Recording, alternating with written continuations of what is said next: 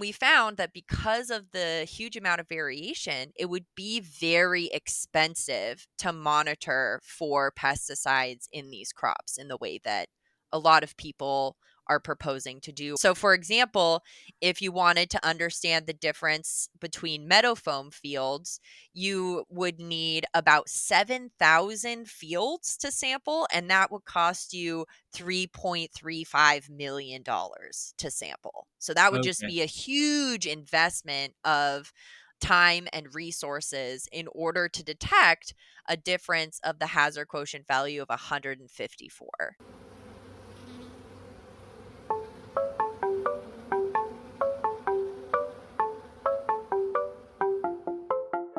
From the Oregon State University Extension Service, this is Pollination, a podcast that tells the stories of researchers, land managers, and people like you who are making bold strides to improve the health of pollinators.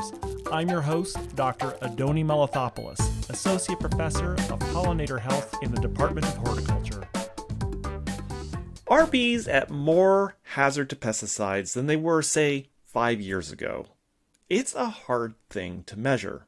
There are so many small pesticide applications that take place in a working landscape, some of them having very little impact on bees, and others at other times having drastic effects, outright killing the bees. Now, there are all sorts of systems for monitoring for pesticide contamination after pesticides have been applied. Think, for example, of routine water quality testing that can help pinpoint whether the education and regulatory programs we have in place are doing a good enough job to minimize the environmental impacts of pesticide use to aquatic systems. My next guest has been thinking and working on this problem at OSU for her PhD program for bees. Dr. Emily Carlson has graduated with her PhD from the Department of Horticulture, and she has a new paper coming out in the journal PLOS ONE titled The Power to Detect Change. Can honeybee pollen be used to monitor for pesticide residue in the landscape?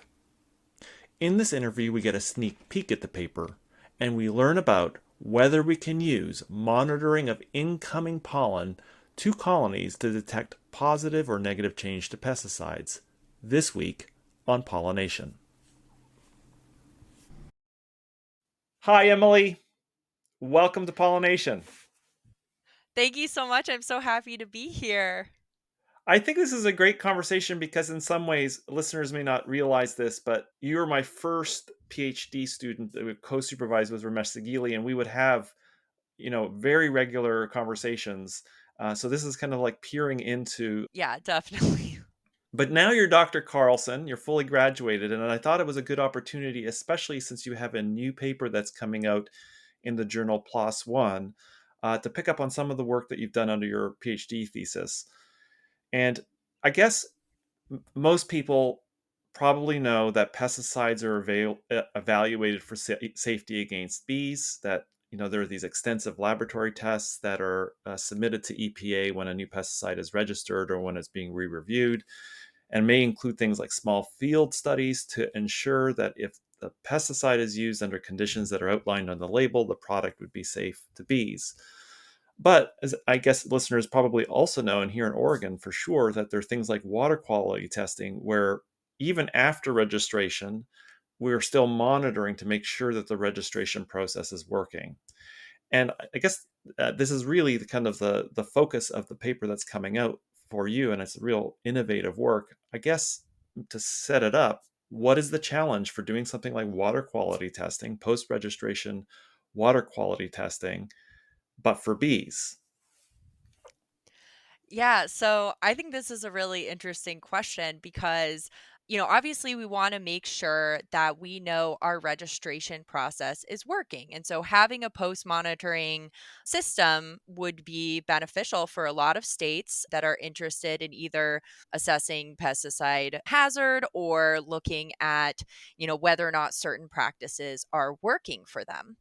And currently, we have, a way to report bee kills. And so that is the main way that we get feedback on what pesticides are doing in the environment for bees, is you can report these bee kills. But we know also that most bees are not exposed in this kind of like dramatic way. And instead, pesticides are found in pretty much every bee matrix. So they're found in honey, in wax, in the bee bodies themselves, in pollen. And so, one question that we had was kind of, could we monitor for changes in pesticide over time, looking at these more everyday exposures rather than Right. dramatic bee kill events?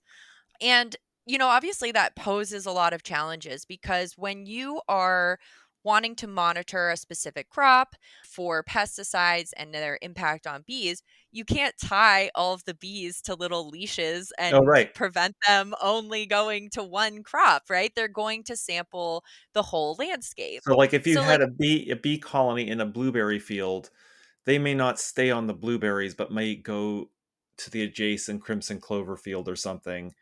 They're not. It's not. I guess that's the way a beekeeper thinks about it. I'm on this field, and any pesticide exposure is coming from the field my colonies are physically on, but that's not necessarily the case. yeah, exactly. And even things like field margins, or where you have like little blooming crops or little blooming weeds around the edges of your crop fields, those could be places where bees are Mm. foraging. Uh-huh. And so, on one hand, right, that might be a benefit. You might say, hey, we're sampling this whole landscape, we're getting an idea of what's going on. But on the other hand, that might be a big challenge because how are you supposed to know if the changes you're making on a specific crop are actually working for that specific pesticide exposure coming off the crop? So is that kind of like the key challenge, or are there other challenges? That's definitely a big challenge. But another issue with understanding pesticide exposure to bees and kind of monitoring for it is when you test bee matrices for pesticide residues, you're most likely going to end up with a laundry list of different pesticides that are detected. So, a little preview of coming events. We had some samples that had up to 12 different pesticides in them. Oh, And okay. so that leads to an issue where you have to ask yourself, how am I going to take all of these little pesticide detections and turn them into a single number that I can use to determine if it's changing over time? So, the dual issue of bees are foraging around the environment, they're not just going onto the crop, and then also they're picking up a diversity of pesticides, which in and of themselves, like, you have to decide how you're going to summarize that basically. And I suppose part of it is, let's say like pollen. I know you've talked a lot. You and I have talked a lot about many people use pollen because you can trap the pollen as it comes into the colony. But I guess if you take all of this pollen that comes from all these different fields and it goes into one little bin, it's hard to know. One detection. It might not be. It might be just a little bit, and some of it may be. Different pollen sources might be. Kind of washing things out, so to speak. That there's a kind of problem with these aggregate numbers. They may not take into account the full exposure that the colony is getting. Yeah, that's a really good point because you can also take those two individual problems and they create in and of themselves a third problem, which is that different types of pollen are going to have different types of pesticides on them. And you have to kind of choose if you're going to aggregate all of that together or separate it out. And so, yeah, so monitoring for pollen and pesticides for pesticides and pollen is much less straightforward than you might think Okay. and poses a big challenge. All right. So tell us a little bit about how you, in the paper, how you were able to sort of pose the question of whether something like post-registration monitoring for what bees are being exposed to in the landscape is feasible. Yeah, so this work was done as part of my dissertation for my PhD. And so we wanted to look at a variety of crops that were pollinated by honeybees and determine, what pesticides they might be exposed to and also what the source of that pesticide exposure was. So whether or not it was coming from on the crop or off the crop. Okay. So in order to do that, we went out and trapped across 70 different sites over 2 years in 4 different crops. And we chose our 4 different crops pretty carefully. So we had cherry, which is occurs bloom usually in April, and that has a lot of natural habitat and nearby in the areas where we were monitoring. We looked at meadowfoam, which is a highly attractive native plant that's also grown for oil and seed production. And then we looked at clover, which is a another highly attractive crop that has like an emerging pest problem. So we Hmm. suspected maybe we might see some pesticides on that. And then we had our carrot seed, which is a not very attractive crop to bees, but requires Oh, bee pollination in order to seed set. and those are kind of the when I think about when I talk to Oregon beekeepers, those are some of the bigger pollinations that they have to do in the state. Okay. All right. So, and you said 70 sites. So I imagine what I'm picturing is like 70, which seems like a lot of fields, and then there's honeybee colonies that are sort of placed adjacent to it, and you would just sample the pollen that was coming into the colony in the same way, I guess, a water quality tester would like, dip a ladle.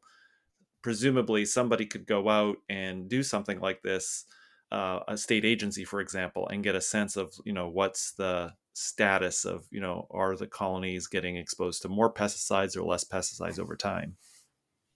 Yeah, exactly. And we did this over, like I said, over 2 years. Okay.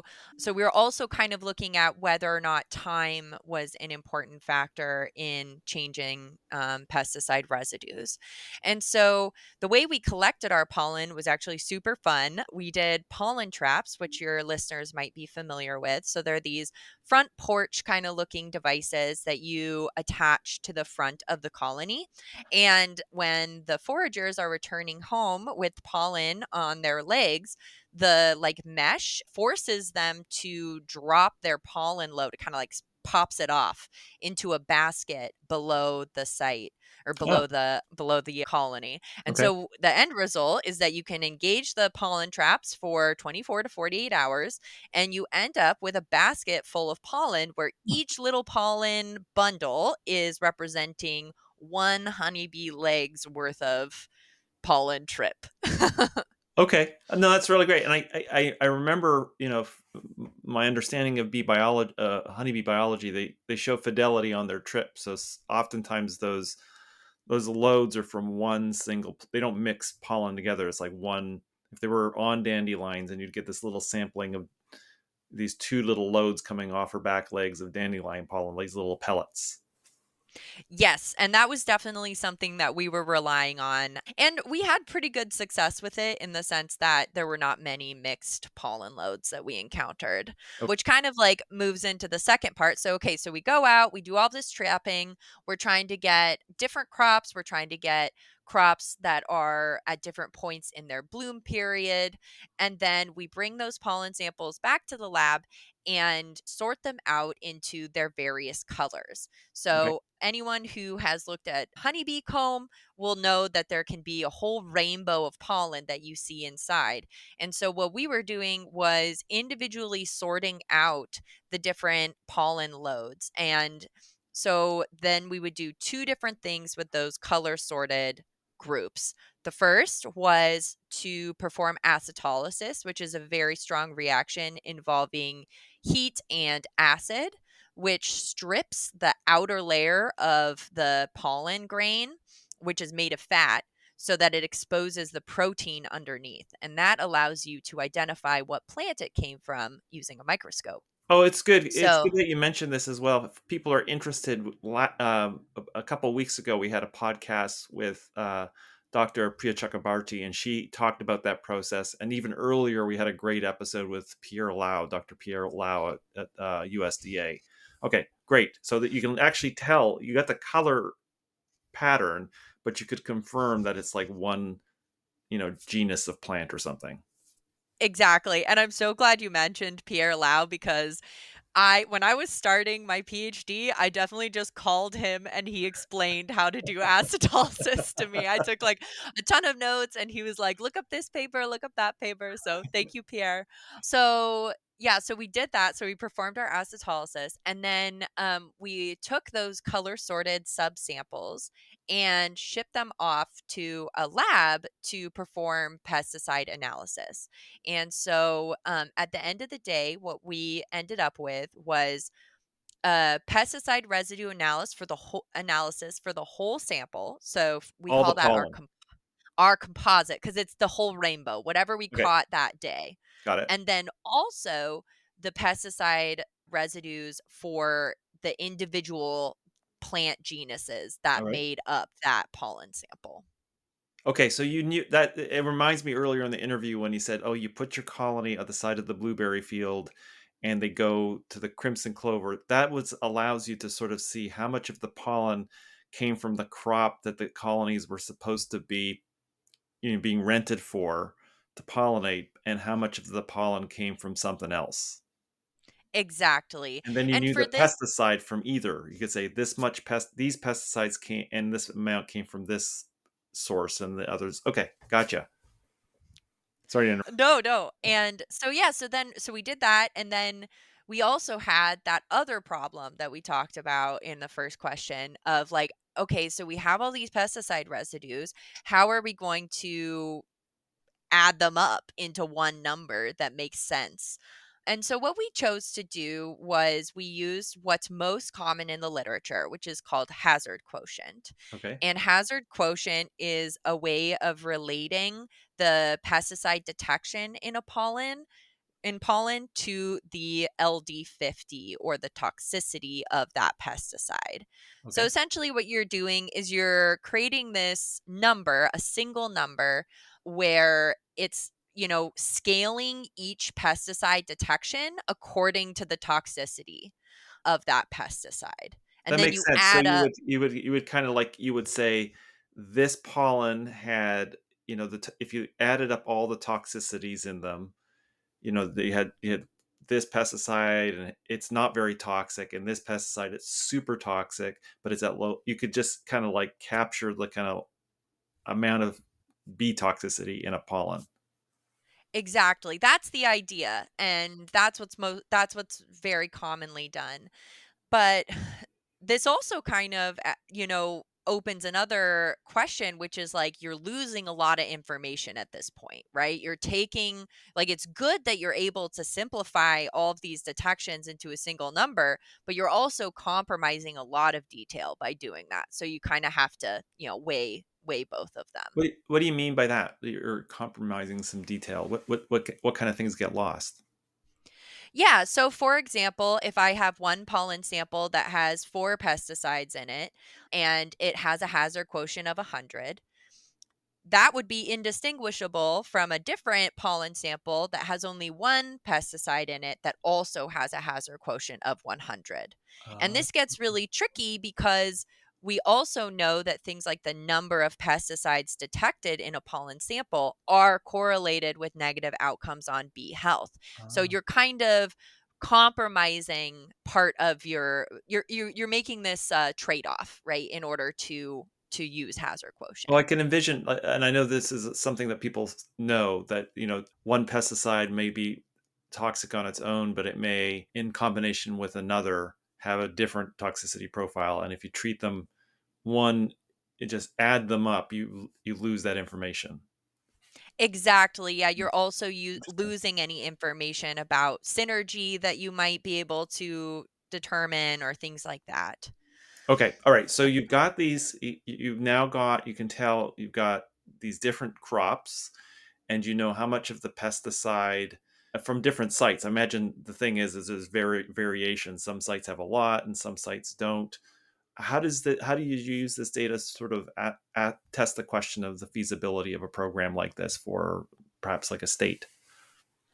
Yeah, so the next thing that we did was perform a power analysis. Mm, So, power analysis is essentially like a rearranged t test that maybe some people are familiar with.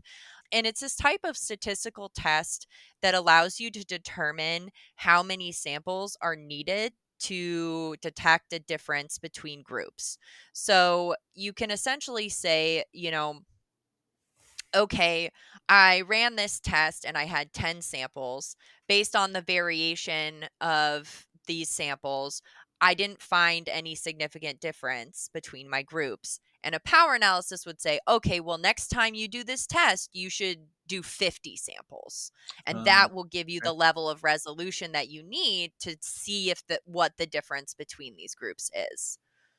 That makes Um, sense to me. I can imagine in a situation if I went to 10 sites and they had the identical hazard quotient every time. I might not have to do 10 sites because there's so little variation between them that to detect even a small difference, I don't need that many sites. But if they're wildly different, one site's like this and one site's like that, then to detect that small difference might require, and the power analysis would tell you this. I guess it would tell you, okay, I Yeah, think, it essentially looks at the amount of variation and says, how many fields do we need to sample? okay, And so what we found was, well, first of all, with the general data that we were looking at, we found that there was huge variation within the pesticide levels that were detected. So we found uh, pesticide detections that were over 10,000 hazard quotient, and then we had others that were 0. So this is a huge range. wow, okay, Yeah. And just for a bit of context, scientists generally say, although it is debated, about 1,000 hazard quotient would be like a concerning level. So 10,000 is quite a lot. uh, And so then we plug all of this information into our power analysis, and we found that because of the huge amount of variation, it would be very expensive to monitor for pesticides in these crops in the way that a lot of people are proposing to do, or that we attempted to do. So for example, if you wanted to understand the difference between meadow foam fields, you would need about 7,000 fields to sample, and that would cost you $3.35 million to sample. So that would just okay, be a huge investment of time and resources in order to detect a difference of the hazard quotient value of 154. okay. Okay. All right. So that's great. So that the feasibility, it seems as though that this is not, there's so much variability when someone goes out and takes this sample, this equivalent of the water quality sample, to be able to say, like if you wanted to say like, oh, we have a target of, reducing pesticide exposure to bees, or risk or hazard to bees over the next 10 years of, a certain percentage, you you would only be able to detect very, very big differences. The kind of, give us a sense of like what we're talking about. What were you were saying 150 units at hazard quotient. What was the kind of difference that you were looking at? Oh, yeah, excuse me, thank you. So we were looking at, let's say that a farmer or a state agency, they have a goal of reducing pesticide hazard by 5% every year. Okay. And this is something that we based off of historical data from our region. So let's say, okay, you want to reduce it 5% every year, and you do that for 5 years. So you'd sample in year 1, and then you'd sample again in year 5 to see if your mitigation efforts made the difference that you wanted. And essentially, what this is a difference of is if in year 1 or year 0 you had a hazard quotient of 100. By the end of year 5, you would have a hazard quotient of 77. So that's a Hmm. 5% change every year for 5 years. And so, yeah, so in order to detect that change in meadow foam, you would be looking for a difference of 154. And you would only be able to detect that change if you were willing to spend $3.35 million. Now, that was the most expensive out of all of the crops that we looked at.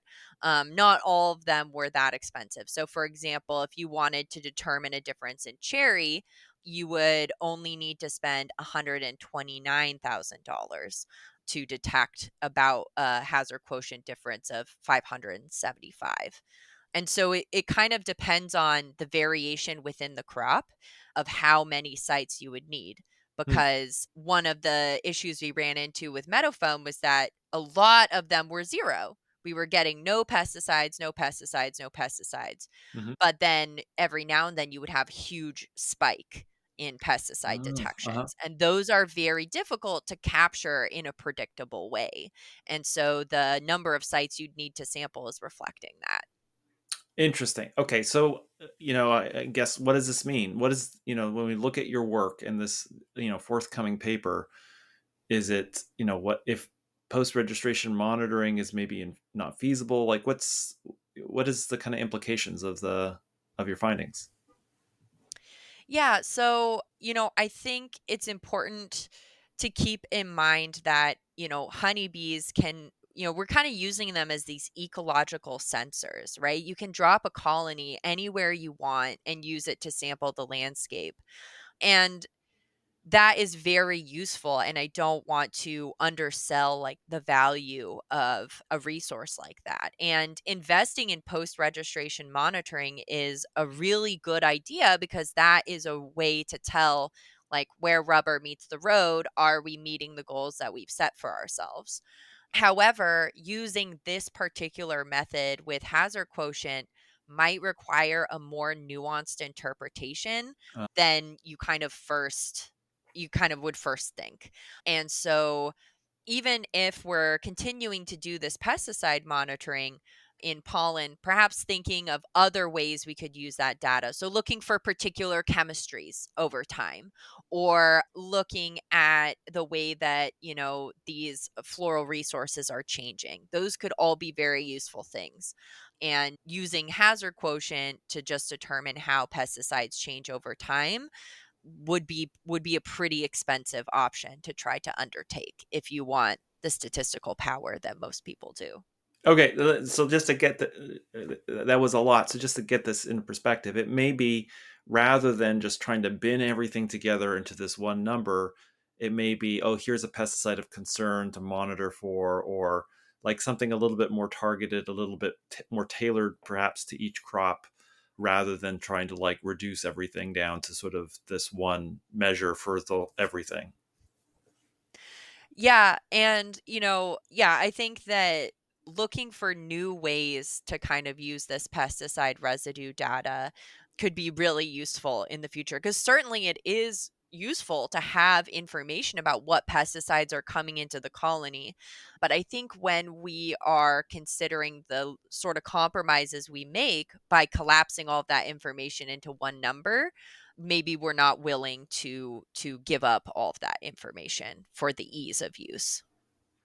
Fascinating conversation. For those who are interested, we'll update the show notes. I think your paper is probably in the process of getting typeset and ready to come out. We'll make sure that it appears Yeah. in the show notes. But real delight talking with you today, Dr. Carlson. And thanks for joining us. Yeah, thank you so much for having me. I'm really happy to be here. Thank you so much for listening. Show notes with links from each episode are available at the website pollinationpodcast.oregonstate.edu. I also love hearing from you, and there's a form at the website where you can pop in and say hello and give me feedback. If you want to support the show, remember to leave a rating on iTunes, Spotify, or whatever podcast mothership you use. And finally, if you have the means and you want to help support my lab's effort to document bee biodiversity in Oregon, visit OregonBeeAtlas.org and follow down to the donate button, where you can make a tax-deductible donation to the Jerry and Judith Paul Native Pollinator Endowment. Every little bit helps. See you next episode.